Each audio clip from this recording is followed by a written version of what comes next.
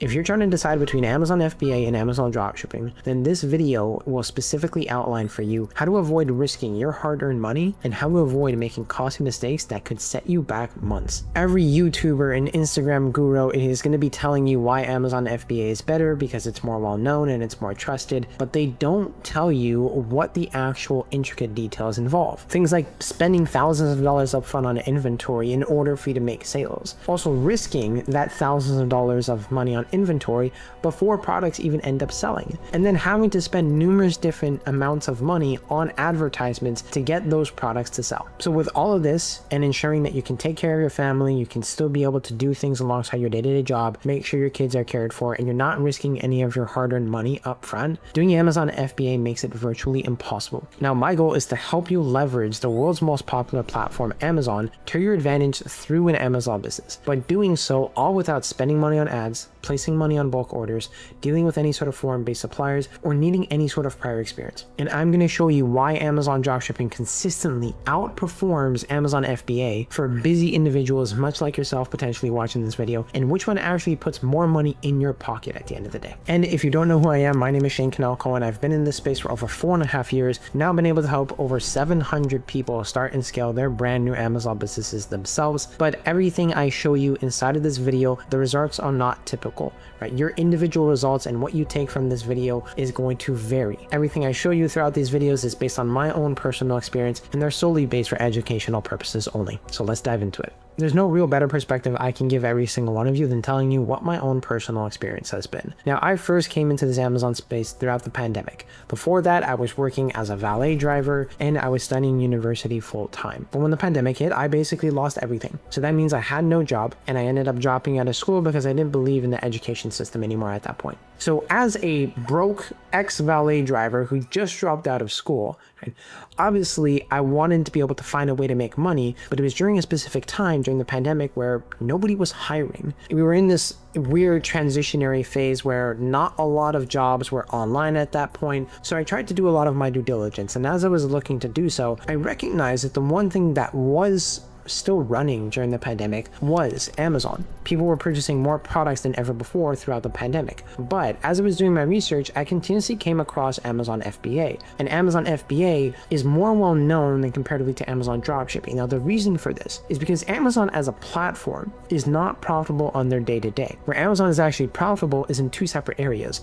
One, through their PPC platform, so where people spend money on advertisements to get their products to sell, and secondly, through the fees that they charge third-party sellers to sell products on the Amazon marketplace. So whenever I tried to Google anything or anything along those lines, I kept seeing Amazon FBA, and I didn't want to be in a position where, because I was let go from my job, I was still in university, I basically had virtually no money at that point. I wasn't willing and wasn't capable of spending over $10,000 of bulk orders just to be able to make sure to see if they can actually sell. So I wasn't willing to take that ginormous risk just considering the position that I was in. So that really allowed me to do a lot more due diligence on my end. And that's when I came across what is called FBM, Fulfillment by Merchant. Now, Fulfillment by Merchant has three different elements to it. You've got online arbitrage, retail arbitrage, and then you have dropshipping. Online arbitrage is basically the process of going to identify a product from a major big box retailer like Walmart, let's say, sending it to a prep center, and then having the prep center to send it directly to the customer's doorstep. Then there was retail arbitrage, where you had to go into store. Obviously, during the pandemic, majority of stores were closed, so I knew that wasn't an option. And I didn't want to go through online arbitrage because online arbitrage included another step in the process, which means that my margins would be even more minimal. So I knew Amazon dropshipping was the route for me to take because it was a 3-step-by-step process. There were no intermediaries besides myself, and I knew that suppliers would send products directly to the customer's doorstep. So long story short, I decided to go all in on my Amazon business. Now, as someone who dropped out of school, as someone who, wasn't working because of the pandemic, I had a lot of time on my hands. Right? And that's what I spent over the last 4.5 years learning and fine-tuning is my skill set and getting my Amazon business to the point where I've made over $8 million in total sales with my own personal Amazon store. And this is the same exact model that numerous different other beginners have utilized when starting out to build their Amazon businesses. Someone like Sean, who just sold and shipped his first order. Someone like Erica, where she's a month and a half in, she's already crossed over $10,000 in total sales with her Amazon business. Someone like Christian Van Ham, who was able to get to the point of doing generating over $2 million in sales in 30 days, but I've been working with him for 2 years, so it takes time to get to those levels. But what I've realized is a lot of people enjoy this business model simply because they're not so apprehensive in regards to listing products. They're in a position where they can throw as much as they want against the wall and see what exactly sticks. Because in order for you to list a product on Amazon, you don't have to spend money. So if you list a product and it doesn't sell, then you don't lose anything at the end of the day, which is something that's super ideal for a lot of beginners in this space, especially if you have no prior experience, because it allows you to be in a position where you can only learn through the process. You never really lose. You can learn or you can win. Now, don't get me wrong, I've worked with numerous different other people over my years that have tried FBA, have failed miserably, and are now in a position where they're running their Amazon dropshipping stores. So someone like Nadine, let's say, for example. Nadine was previously in an Amazon FBA program, wasn't getting any results, and didn't like the fact that she continuously had to purchase products in bulk in order for them to sell. It was just a massive risk, and especially being a mother of 2 children as well, she was in a very, very tough spot. So that's when she made the transition from FBA to the dropshipping process, and lo and behold, after being part of the program for over 5 months in a 16-day time period, she did over $124,000 in total sales with her Amazon business. So you very rarely ever see someone going from dropshipping, saying dropshipping doesn't work, to Amazon FBA. Right?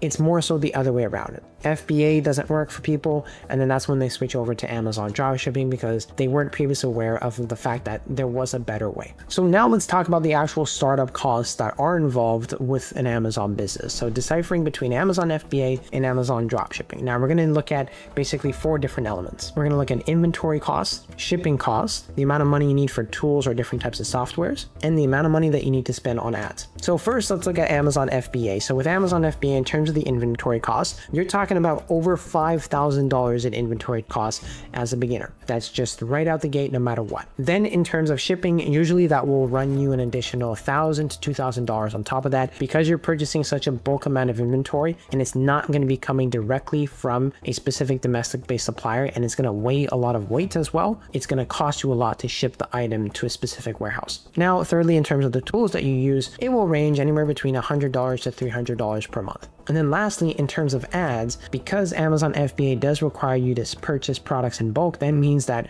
you want to sell those products on an accelerated timeline, which oftentimes mean that you're going to have to spend money on advertisements. And that will run you anywhere between an additional $2,000 to $4,000 as well. So the total startup range for something like Amazon FBA, you're seeing at a bare minimum being $4,000 just for the business model alone, all the way upwards of over $11,000 as well. Now, when we look at Amazon dropshipping on the other hand of things, inventory costs, 0. Because you're never purchasing the products before they sell, you never have any sort of inventory costs. That's not a point of consideration. Now, anything in terms of shipping costs as well, because we're drop shipping, we're only going from one place to another place. Majority of suppliers are going to offer free shipping. But even if the supplier does charge you, let's say a $10 shipping fee for a product, you're going to include that shipping fee within your listing price of the product that you sell on Amazon. So that way, in hindsight, the customer pays for it within the product that they bought. So that way you don't actually take a hit on your net margins. So the shipping cost is basically 0 at the end of the day,